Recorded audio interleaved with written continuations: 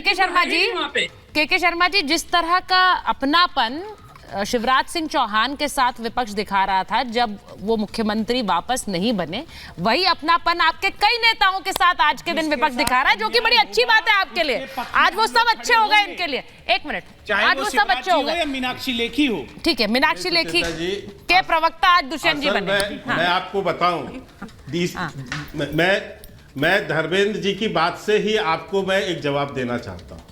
दोनों के विचारधारा को समझिए, भाजपा के विचारधारा को और समाजवादी पार्टी के विचारधारा को। ये राजनीति को अपना जो है जीवन का जीने का हिस्सा मानते हैं। इनकी रोटी पानी जो है इनकी चलती है अपने राजनीति से। हम उसको राजनीति को सेवा का माध्यम मानते हैं। जो इन्होंने हर्षवर्धन जी का उदाहरण दिया, सुन लीजिए भैया, सुन लो। अच्छा, फिर एक सुन लो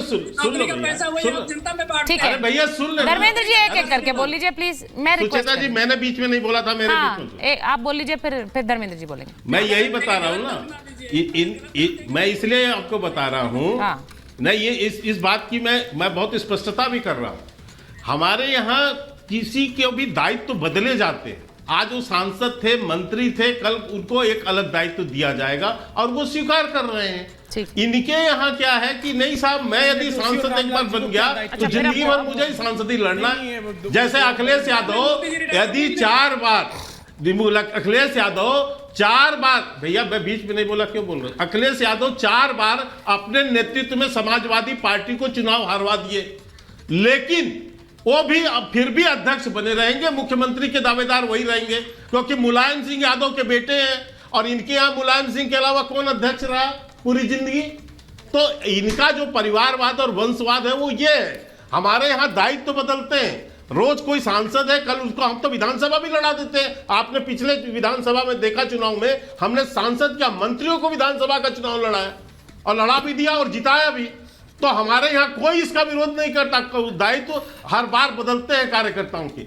इसलिए मैं कहा विचारधारा का अंतर ये है। दूसरी बात, जो नागर साहब बार बार यहाँ पर गिना रहे हैं, नागर साहब आपने तो बोलते बोलते क्या बोल दिया, जब अपने कॉलेज बोल रही थी बहन, तो आप कह रहे जो फालतू है ले जाइए। क्या जो है प्रियंका भी फालतू हो गई है आपके यहाँ? आप जो है यहाँ पर बैठे बैठे कह रहे हैं फालतू ले जाइए। देखिए, बात बहुत बढ़िया, बात मोरवाड़िया की हो रही है। मोरवाड़िया पे सीमित रहिए, अन्य किसी की बात मत करिए, विषय से भटकिए मत। मोरवाड़िया जी आपको दिए, ले जाओ। अशोक चौहान आपको दिया, ले जाओ, लेके निकल जाओ।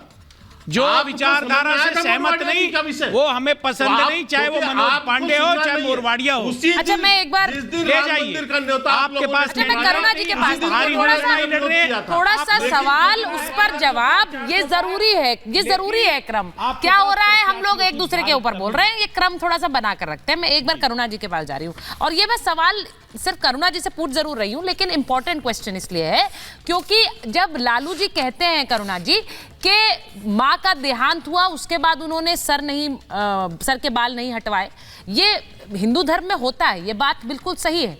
और लेकिन उन्होंने जब सीधे सीधे इसे लेकर नरेंद्र मोदी को कह दिया कि ये हिंदू ही नहीं है। अब जिन्होंने राम मंदिर की प्राण प्रतिष्ठा में जो अग्रसर होकर, जो सामने तस्वीर हमने देखी राम मंदिर की प्राण प्रतिष्ठा, जिन्होंने केदारनाथ का जीर्णोद्धार किया, महालोक हमने देखा, उनके बारे में क्या ये कहना कि वो हिंदू ही नहीं है और उस पर ये हमला करना, आपको लग रहा है कि ये आप पर बैकफायर नहीं करेगा? करुणा जी। देखिए सुचेता जी, उन्होंने सिर्फ एक लिमिटेड पॉइंट बोला था कि हमारे हिंदू परंपरा में लोग बाल दाढ़ी बनाते हैं। हाँ। जब किसी का देहांत होता है तो हाँ, उन्होंने वो बात कही थी। अब आप देखिए, बेसिकली बीजेपी का जो हेडलाइन मैनेजमेंट है और मीडिया मैनेजमेंट है, हाँ, कि उस पूरे स्पीच में उन्होंने बहुत सारे राजनीतिक सवाल किए थे बीजेपी से, लेकिन आज उसकी चर्चा नहीं हो रही है, क्योंकि उसकी चर्चा बीजेपी नहीं कर सकती है। ये जनता के रोजगार पर, गरीबी पर, महंगाई पर, आम जनता की समस्याओं पर बात नहीं करना चाहती है। इसीलिए ऐसे टॉपिक्स पे बात किया जाता है, और जिसमें कि आप और हम अपना समय जाया कर रहे हैं, और जो देश हित में जो बातें होनी चाहिए नहीं, करुणा जी मैंने इसीलिए कॉन्टेक्स्ट समझाया, मैंने कॉन्टेक्स्ट भी समझाया इसीलिए कि उन्होंने किस कॉन्टेक्स्ट में ये बात कही, लेकिन उस कॉन्टेक्स्ट को याद दिलाकर ये कह देना कि ये हिंदू ही नहीं है, सवाल ये है क्योंकि जहां नरेंद्र मोदी की तस्वीरें आती और 2014 से हम देख रहे हैं, उन्होंने आज आपको जवाब दे दिया।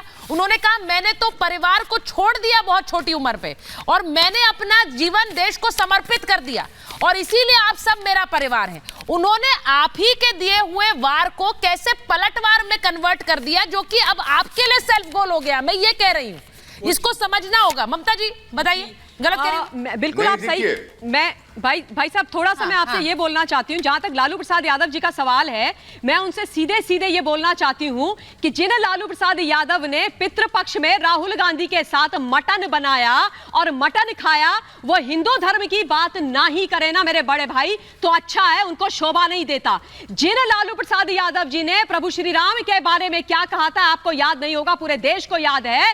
वो हिंदू धर्म और सनातन धर्म की बात ना करें तो अच्छा है। और वो लालू प्रसाद यादव देश के आदरणीय प्रधानमंत्री जी जो प्रचंड देशभक्त, प्रचंड सनातनी है, उनके बारे में अपने मुंह से इस प्रकार की बात ना करें तो बहुत अच्छा है। ये जिस तरीके से डिरेल करने की कोशिश की गई, जिस तरीके के शब्दों का चयन लालू जी ने किया है ना, साफ दर्शा और दिखा रहा है कि उनके मन में कितना भय, कितनी कुंठा है कि उनका सुपड़ा साफ होने वाला है। राजनीति को राजनीति तक रखिए। आप कह रहे हैं उन्होंने बड़े बड़े मुद्दे उठाए, कौन से मुद्दे उठाए भाई, कौन से मुद्दे उठाए उन्होंने? ये मुद्दा है उठाने का कि लालू मोदी जी कौन होते हैं? मोदी जी का परिवार नहीं है, उनकी संतान नहीं है। अरे ऐसी संतान का क्या करना जो इस बिहार का बंटाधार कर रही हो?